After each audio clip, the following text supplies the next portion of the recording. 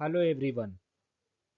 Infra spectroscopy ये B pharma instrumental method of analysis seventh sem में जो subject है उसका पार्ट है, और ऑल्सो एम फार्मा में जो इंस्ट्रूमेंटल मेथड ऑफ एनालिसिस है फर्स्ट सेमेस्टर में, उसमें भी ये सिलेबस में। इंफ्रारेड स्पेक्ट्रोस्कोपी के बारे में मैं आप लोग को थोड़ा सा ये बताना चाहूँगा कि इसमें हम लोग कंटेंट डिस्कस करेंगे। इंट्रोडक्शन, आईआर रेंजेस क्या होते हैं, रीजन्स क्या हैं, प्रिंसिपल क्या है इंफ्रारेड स्पेक्ट्रोस्कोपी का, थ्योरी क्या है, मतलब थ्योरी के अंदर मॉलिक्यूलर वाइब्रेशंस क्या क्या होते हैं। आपको जो चीज़ें मैं बताऊंगा इंफ्रारेड स्पेक्ट्रोस्कोपी में, अगर आप इसको ध्यान से सुनेंगे और इन्हीं लाइनों को लिखेंगे तो आप बहुत इजीली क्वेश्चंस को कर पाएंगे।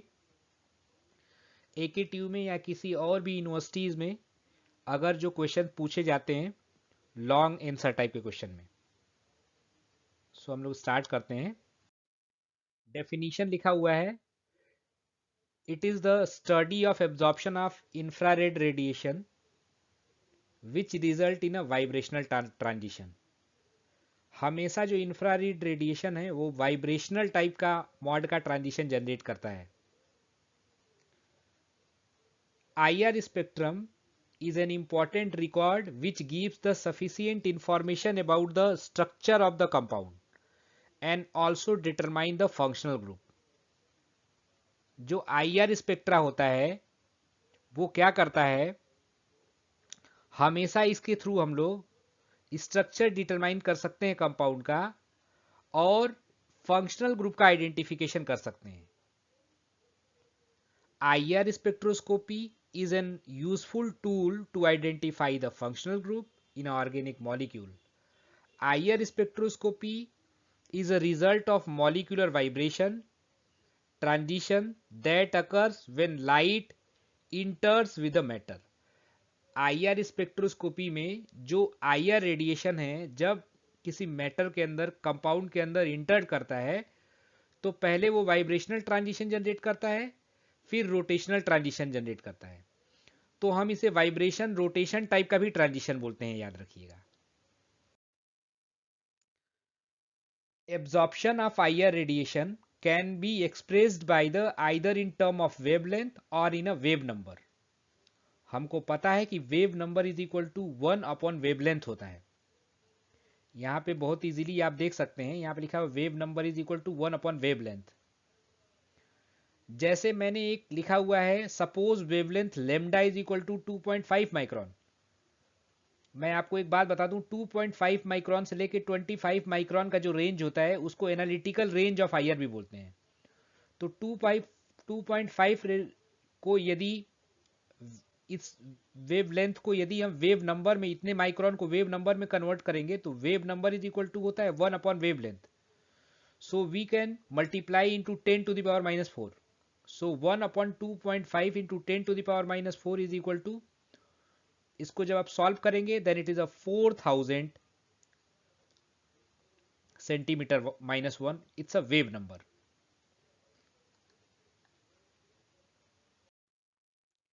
इंफ्रारेड रीजन्स कौन कौन से होते हैं, देखिए बहुत इंपॉर्टेंट है। क्वेश्चन ऐसे आता है हमेशा कि what are the different infrared regions, discuss the range of infrared radiation, discuss the different range of IR radiation. पहला होता है फोटोग्राफिक रीजन। जो फोटोग्राफिक रीजन है, रेंज है, वो होता है visible to the 0.8 micrometer. 0.8 micrometer को वैसे ही वेव नंबर में कन्वर्ट करेंगे, यदि ये लेमडा है, वेवलेंथ है, तो ये आ जाएगा आपका 12,500 wave number. Next is the near infrared region. पहला फोटोग्राफिक रेंज था, near infrared region, overtone region. बार बार इंटरव्यू में या शॉर्ट आंसर टाइप क्वेश्चन में पूछ देता है what is the range of overtone region, तो आपको याद रखना है नियर इंफ्रारेड रीजन को ही ओवरटोन रीजन भी बोलते हैं। 0.8 टू 2.5 माइक्रोमीटर, या बोले 12,500 to 400 centimeter minus one wave number, ये रेंज होता है नियर इंफ्रारेड रीजन का, ओवरटोन रीजन बोलते हैं जिसको। मिड इंफ्रारेड रीजन, इसी को वाइब्रेशनल रोटेशनल रेंज बोलते हैं। जो मिडिल इंफ्रारेड रीजन है ये वाइब्रेशनल रोटेशनल रीजन बोला जाता है, इसी को आईआर एनालिटिकल रेंज भी बोला जाता है। 2.5 टू 25 माइक्रोन बोलें, या वेव नंबर में 4,000 टू 400 सेंटीमीटर माइनस वन बोलें, 4,000 टू 400 पर centimetre. For infrared reason last range है, ये रोटेशनल रीजन बोलते हैं। 25 टू 1000 माइक्रोमीटर के बीच का रेंज होता है ये। 400 टू 10 वेव नंबर पर सेंटीमीटर का रेंज बोलते हैं rotational region. So they are the different infrared regions, ये याद रखना है, आप लिख लीजिए कॉपी पे। Photographic region, near infrared region, overtone region बोला जाता है। What are the range of overtone region in IR? तो 0.8 to 2.5 माइक्रोन, या आप बोल सकते हैं 12,500 टू 4,000 पर centimetre wave number. Principle of IR, मैं आपको बताना चाहूंगा कि जो आईआर होता है उसमें इतना एनर्जी नहीं होता है कि वो इलेक्ट्रॉनिक ट्रांजिशन जनरेट कर पाए। हमेशा याद रखना है कि आईआर रेंज जो है, आईआर रेडिएशन जो है, वो मॉलिक्यूलर वाइब्रेशन जनरेट करता है।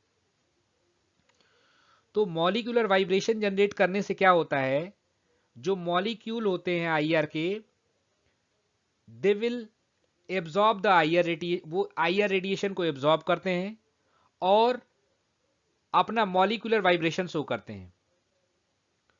जो कंपाउंड आईआर रेडिएशन को एब्जॉर्ब करके मॉलिक्यूलर वाइब्रेशन शो करता है उसे इंफ्रारेड एक्टिव मॉलिक्यूल्स बोलते हैं। जो आईआर रेडिएशन को एब्जॉर्ब नहीं कर पाता है, वो मॉलिक्यूलर वाइब्रेशन शो नहीं करेगा, उसे इंफ्रारेड इनएक्टिव मॉलिक्यूल बोलेंगे। पहले हम लाइन पढ़ लेते हैं, उसके बाद बहुत क्लियर हो जाएगा आपको। पहले line, IR radiation does not have the enough energy to induce the electronic transition as seen with UV. Electronic transition नहीं करता है IR radiation. Absorption of IR is restricted to the compound with a small energy difference in a possible vibrational and rotational state। तो ये vibrational और rotational state generate करता है, उनके बीच में स्मॉल एनर्जी डिफरेंस होता है। For a molecule to absorb the IR, the vibration or rotation within a molecule must cause a net change in a dipole momentum. So it is important, जो molecule होता है जो कि absorb करता है IR radiation, जो IR radiation absorb करता है, the vibration and rotation with the molecule must cause the change in a dipole momentum. ये क्या कॉज करता है, ये कॉज करता है डाइपोल मोमेंटम। हमेशा याद रखना है, ये डाइपोल मोमेंट को जनरेट करता है मॉलिक्यूल। ओके, तो डाइपोल मोमेंट वही मॉलिक्यूल जनरेट करता है जो इंफ्रारेड एक्टिव होता है। आगे लेते हैं। All the bonds in the molecules are not capable to absorb the IR radiation, but those bonds which are accompanied by the change in a dipole momentum will absorb the IR region, and such transition is called the IR active transition। सारे bond molecule के अंदर capable नहीं होते हैं कि वो IR radiation को absorb करें। जो मॉलिक्यूल्स आईआर रेंज को एब्जॉर्ब करता है, इट विल एकोम्पेन्ड बाय द, एकोम्पेन्ड मतलब होता है जुड़ा हुआ होना, वो जुड़ा हुआ होता है चेंज करने के लिए डाइपोल मोमेंटम को। And such transition is called, इस टाइप का जो मॉलिक्यूल होता है वो आईआर एक्टिव ट्रांजिशन जनरेट करता है। उसी के नीचे बहुत क्लियर लिखा हुआ है, the transition which are not accompanied by the change in a dipole momentum of the molecule are not directly observed and consider as a IR inactive molecule. मतलब ऐसा कंपाउंड, ऐसा मॉलिक्यूल जो आईआर को absorb नहीं करेगा IR radiation को, तो वो एकोम्पेंड नहीं होगा, जुड़ा हुआ नहीं होगा डाइपोल मोमेंट के चेंज करने के लिए, चेंज होने से। So finally we can say it is the IR inactive molecule, उसे आईआर इनएक्टिव मॉलिक्यूल बोलेंगे। बहुत क्लियर है ये? जो भी आईआर में जो मॉलिक्यूल हैं, जो कंपाउंड हैं, वो जो आईआर रेडिएशन एब्जॉर्ब कर लेंगे, वो एकोम्पेंड, एकोम्पेंड ACCOMPANID, एकोम्पेंड का मतलब होता है जुड़ा हुआ होना। ऐसे मॉलिक्यूल डाइपोल मोमेंटम जनरेट करेंगे। डाइपोल मोमेंटम जनरेट करने का मतलब वो आईआर एक्टिव ट्रांजिशन जनरेट करेंगे। आईआर एक्टिव मॉलिक्यूल्स हैं वो। जो मॉलिक्यूल एकोम्पेंड नहीं होंगे, आईआर एब्जॉर्प्शन नहीं करेंगे, दे आर, वो एकोम्पेंड नहीं होंगे डाइपोल मोमेंट चेंज करने के लिए, तो उसको आईआर इनएक्टिव मॉलिक्यूल्स बोलेंगे। बहुत इजी वर्ड में आप समझ सकते हैं। एकोम्पेंड वर्ड लिखना इंपॉर्टेंट है, अच्छा वर्ड है। आप उसको कोरिलेट करेंगे, 2 बार पढ़ेंगे आपको याद हो जाएगा।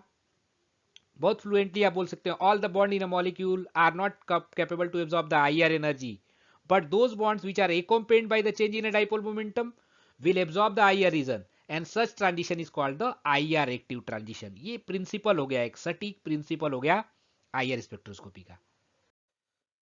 डाइपोल मोमेंटम, बार बार बोल रहे हैं डाइपोल मोमेंटम क्या होता है, तो dipole momentum occur due to the difference in electronegativity between the two chemical bonded atom. मान लीजिए HCl है, तो H जो होता है उसमें it is a positive ion, and chlorine electronegative होता है, तो having the del negative charge also.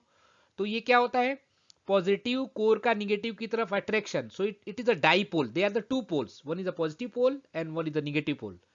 सो ये जो है डाइपोल मोमेंटम जनरेट करेंगे, क्योंकि डिफरेंस है इनमें इलेक्ट्रोनिगेटिविटी में।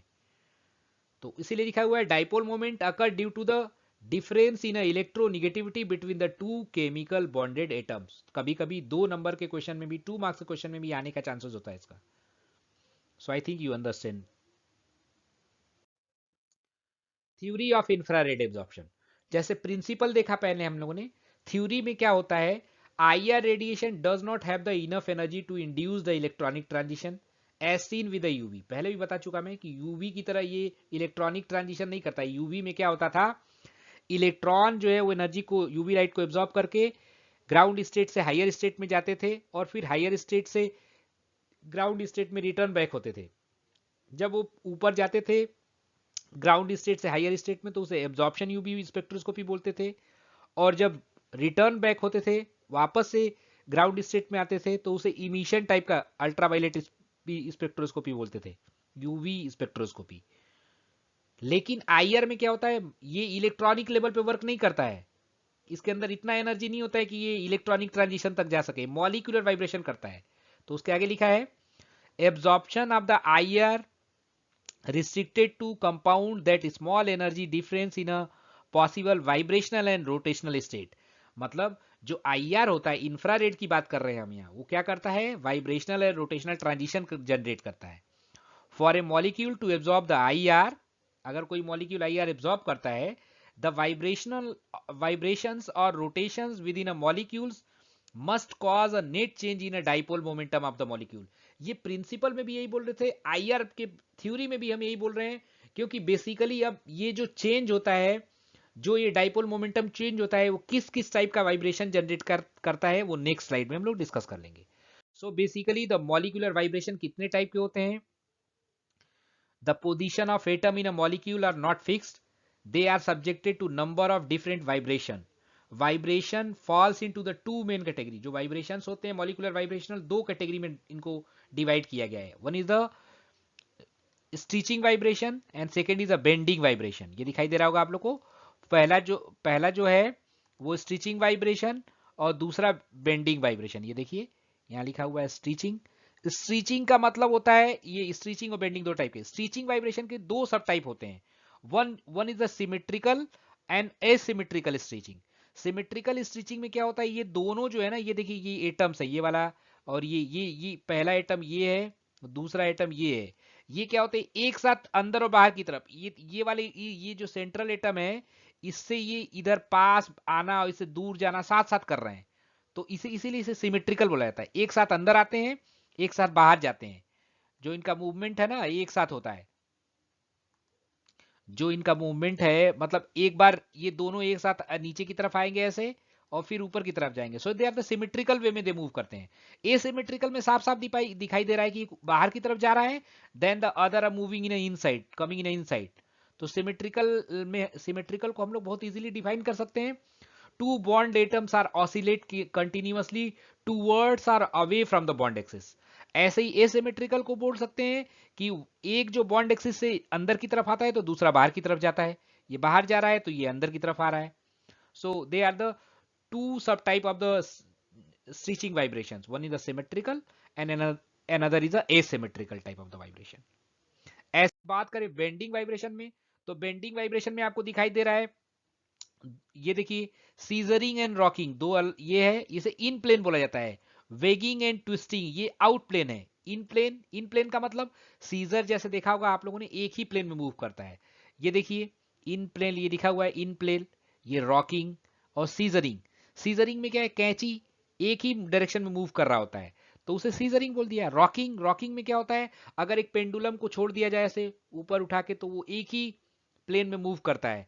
तो सीजरिंग एंड रॉकिंग जो क्या होता है, they are the in plane, ये लिखा हुआ है यहाँ पे इन प्लेन बेंडिंग वाइब्रेशन होते हैं।